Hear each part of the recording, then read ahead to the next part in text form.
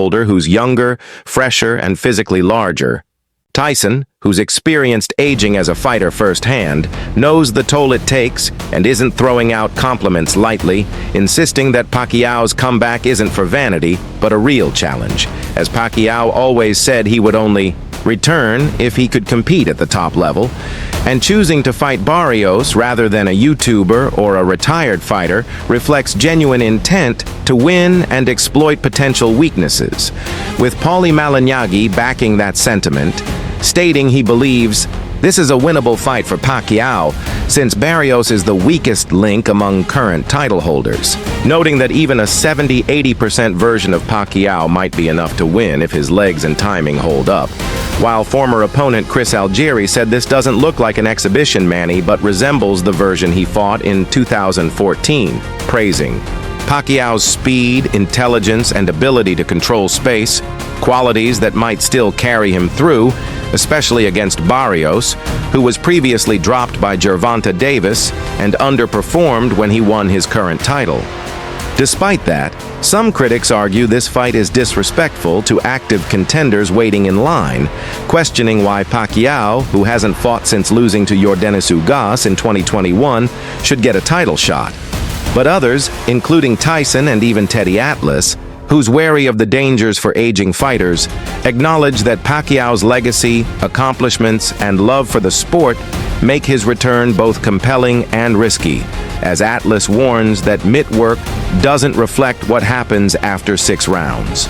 In a real bout, emphasizing the importance of early control, and while Juan Manuel Marquez, who famously knocked out Pacquiao, believes he has nothing left to prove, he also understands why a fighter comes back when they still feel the fire, noting that reflexes are what time steals first.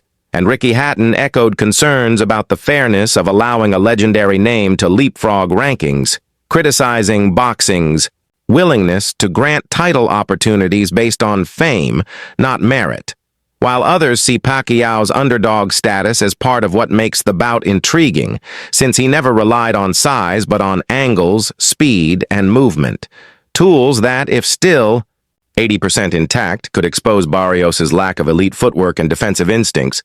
Pacquiao's renewed partnership with Freddie Roach at Wildcard Gym suggests he's taking the fight seriously, training like the version from his prime rather than the politician-like figure who cruised through an exhibition in Japan in 2022.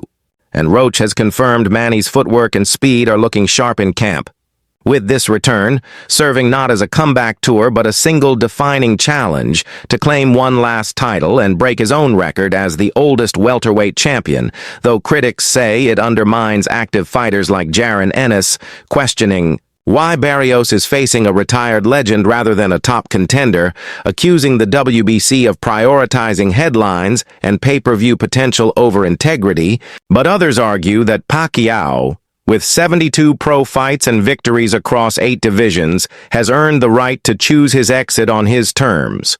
Though the question remains whether the speed on camera translates into performance under pressure, and while some see this as a risky nostalgia act, others see it as an elite athlete making history one more time, noting that if Pacquiao wins, it won't make him a pound-for-pound king again.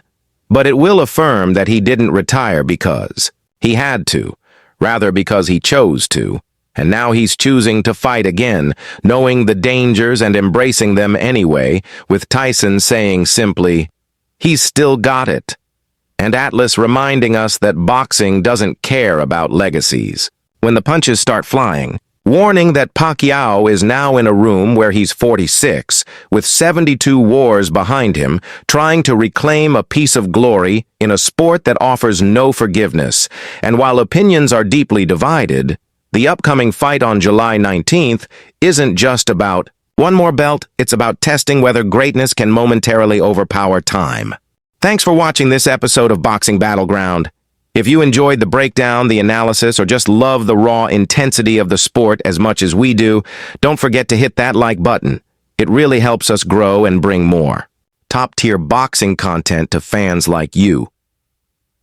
We're just getting started, and there's so much more to come. Fight predictions, post-fight reactions, deep dives into the legends of the ring, and coverage of the new warriors rising through the ranks. This is your hub for everything boxing, from the brutal knockouts to the behind-the-scenes drama.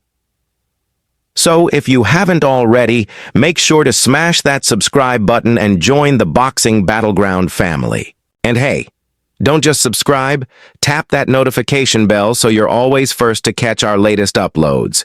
You don't want to miss a single round. Drop a comment below and let us know your thoughts. Agree, disagree, or have a hot take? We read every one of them, and we love hearing from real fight fans. Until next time, stay sharp, stay passionate, and keep your guard up. This is Boxing Battleground, where every punch counts.